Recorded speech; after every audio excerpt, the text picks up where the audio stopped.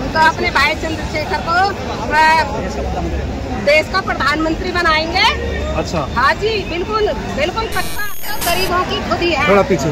पैसे कहाँ से आए? हमारे भाई, हम अपने भाई को खुद वो दे के ले गए।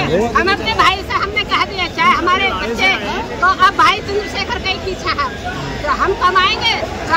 अगर हम 250 रुपए की झाड़ी करेंगे तो हम 200 रुपए अपने भाई चंद्रशेखर को। वो कहते हैं कि बटेंगे तो कटेंगे, क्यों? असल में क्या उनकी मानसिकता अच्छी नहीं है, उनके केवल काटना और बांटना ही आता है। बहुजन समाज के लोग जो हैं, बहुजन समाज के जो नेता हैं वो इसे जोड़ने का काम करें और हम लोग इसे 2027 में जोड़ के रहेंगे और बाबा साहब के संविधान के तहत हम इसमें कामयाब हो गए। तलकों से जाने ही नहीं देते, क्योंकि कहीं तो निष्पत्ति चल जाती है और कहीं जो है दादागिरी चल जाती है। कहीं हमारे बच्चों को जो जब स्कूल में बैठते हैं तो मारपीट करते हैं। हम दादागिरी नहीं चलेगी, नहीं चलेगी, नहीं दादागिरी नहीं चलेगी। भाई तुम संघर्ष भाई आप लोग वो तो पहले से सबका हक खाती है, इसका भी हक खाएगी। कितने सर्वनों को मतलब देने का, हमारे SC OBC माइनॉरिटी की जो मतलब सीट है वो मतलब देने का इन्होंने मनुवादियों को दे रखी है और वो हमारी मतलब पोस्ट पे अपनी जो नौकरी कर रहे हैं और हम बेरोजगार खाने खराब कर रहे हैं। और जातिगत जनगणना की इसलिए भी आवश्यकता है। तुम संघर्ष करो, हमें रामलीला ग्राउंड या जंतर मंत्र मुहैया कराना चाहिए था। हमारे को मतलब हमारी आवाज दबाने के लिए हमें इंदिरा गांधी स्टेडियम इसलिए मुहैया कराना। अगर जानते हैं ये मुल्क की जनता तो सरकार बदलना भी जानती है और तैयार है। हमारे माननीय राष्ट्रीय अध्यक्ष नगीना सांसद चंद्रशेखर आजाद जो आपने बिल बजा दिया है, एंट्री कर दिया है, यही बात की गवाही है कि 2027 में सरकार आजाद समाज पार्टी की बनी। इनसे सवाल भी करेंगे कि बीजेपी इसका विरोध क्यों करती आ रही है और जो एक बात है कि नहीं भैया सबको जो सबका हक है वो सबको बराबर मिलना चाहिए। इनसे पूछेंगे कि इनकी क्या राय है। क्या नाम है? मेरा नाम लक्ष्मी जाटव। हाँ, कहाँ से आप? मैं ग्राम नगर से। अच्छा, जिस तरीके से आज ये कार्य आपका आयोजित हुआ, इतनी बड़ी यात्रा हुई है जिसमें लाखों से ऊपर लोग आए हुए हैं, चंद्रशेखर भाई का आपको मतलब आप समर्थन में आए हुए हैं, आपकी मांगे क्या हैं और आप कब तक ये चल रहे हैं? देखिए, हमारी मांग है भारत के संविधान को बिल्कुल न छेड़े। अगर उसे छेड़ने वाले को हम छोड़ेंगे। मतलब अपनी तरफ से लग रहा है कि हाँ संविधान को छेड़ा जा रहा है। छेड़ा जा रहा है, उसमें संशोधन के लिए पूरा ही वो लोग रोज विचार करते हैं। शायद कि देश की सुविधा के लिए, सुरक्षा के लिए वो मीटिंग एक न करें, लेकिन इसी संविधान को बदलने के लिए और उसके साथ में छेड़छाड़ करने के लिए वो रोज संघर्ष कर रहे हैं। लेकिन हम संघर्ष कर रहे हैं संविधान बचाने के लिए और अपना अधिकार बचाने के लिए। अच्छा, अधिकार की आप बात कर रहे हैं, अधिकार क्या मिल रहा है? क्या मिल रहा है जी? हमें क्या मिल रहा है? बाबा साहब हमें संविधान में कितना अधिकार दे के लेके गए हैं, बराबर का सम्मान दे के लेके गए हैं। हमारे बच्चों के लिए जो है आरक्षण दे के लेके गए हैं।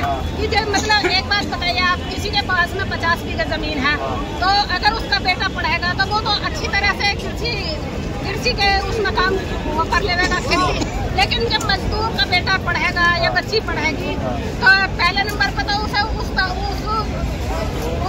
उस ऊंचाई तलक उसे जाने ही नहीं देते, क्योंकि कहीं तो निष्पत्ति चल जाती है और कहीं जो है दादागिरी चल जाती है। कहीं हमारे बच्चों को जो जब स्कूल में बैठते हैं तो मारपीट करते हैं। हम दादागिरी नहीं चलेगी, नहीं चलेगी, नहीं दादागिरी नहीं चलेगी।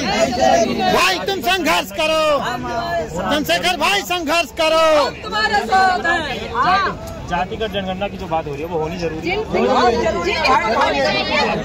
जरूरी है। सर क्या नाम आपका? थोड़ा पीछे, थोड़ा सा जो बात कर रहा हूँ मैं जातिगत जनगणना, थोड़ा पीछे हो जाओ भाई, थोड़ा बिल्कुल पीछे आ जाइए भाई। आप लोग वो तो पहले से सबका हक खाती है, इसका भी हक खाएगी।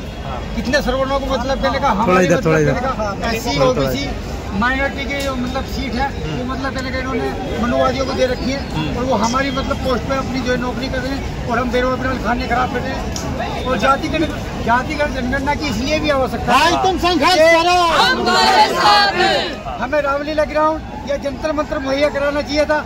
हमारे को मतलब हमारी आवाज दबाने के लिए हमें इंदिरा गांधी स्टेडियम इसलिए मुहैया कराया गया जिससे कि बहुजन समाज एक जगह इन्हें ना दिखाई दे जाए, हम लोगों की बात बाहर न चली जाए। मैं आपके माध्यम से आज इंदिरा गांधी स्टेडियम से इस बात को बाहर तक पहुंचाना चाहता हूं, आम जन तक पहुंचाना चाहता हूं कि यहाँ बहुजन समाज का एक बहुत बड़ा सैलाब इकट्ठा हुआ है। और हम भाई चंद्रशेखर के साथ हैं। कुछ लोग बता रहे हैं कि ये सिर्फ ट्रेलर है, पिक्चर अभी बाकी है। तो ट्रेलर से भी हाफ ट्रेलर है।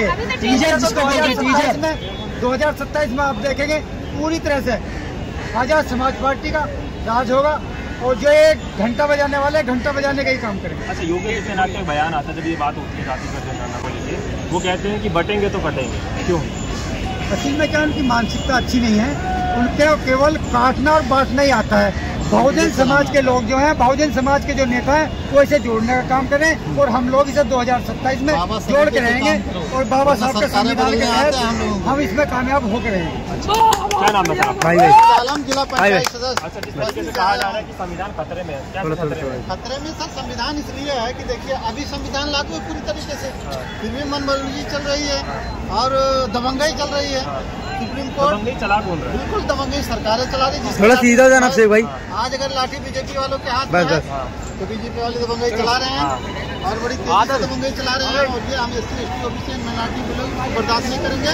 सरकार बनाना अगर जानती है ये मुल्क की जनता तो सरकार बदलना भी जानती है और तैयार है। हमारे माननीय राष्ट्रीय अध्यक्ष नगीना सांसद चंद्रशेखर आजाद जो आपने बिल बजा दिया है, एंट्री कर दिया है, यही बात की गवाही है कि 2027 में सरकार आजाद समाज पार्टी की बनेगी और उस वक्त जब जैसा लाठी जिसके हाथ में उसकी भैंस, ये हम लोग बता देंगे कि ऐसा नहीं होना चाहिए। सबका हक, सबका अधिकार, सबका हिस्सा मिलना चाहिए और वो आजाद समाज पार्टी कांति हमने सबको अधिकार, सबका हक, सबको हिस्सा मिलेगी। हमारी सरकार चंद्रशेखर आजाद जी की सरकार देने का काम करेगी।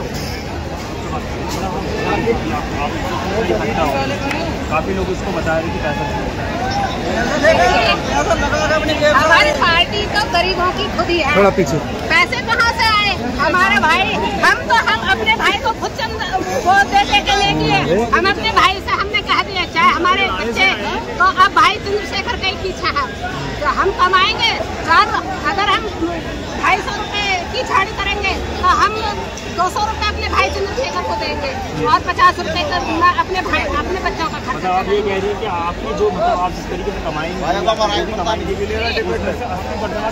बिल्कुल भैया, हम उनकी पार्टी में भी लगाएंगे और उनके साथ भी खड़े रहेंगे, वोट से भी, सपोर्ट से भी। आने वाले समय में जो आने वाला समय है, जिस तरीके से चंद्रशेखर जी इतना नाम हो रहा है उनका, इतना रुतबा बढ़ता जा रहा है और आजकल बच्चों में बहुत ज़्यादा चर्चे में आ रहे हैं, क्या लग रहा है आने वाले समय में कुछ बड़े पद पे बैठ सकते हैं?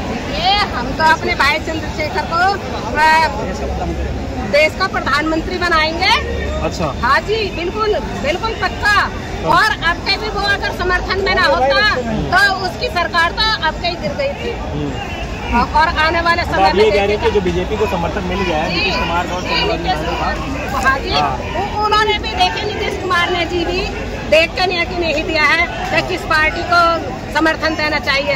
वैसे भी अगर एक नजर से देखा जाए तो वो पार्टी भी विरोधी है, क्योंकि जिसने संविधान को छेड़छाड़ खत्म करने की कोशिश की उन्होंने उसी पार्टी को समर्थन दिया।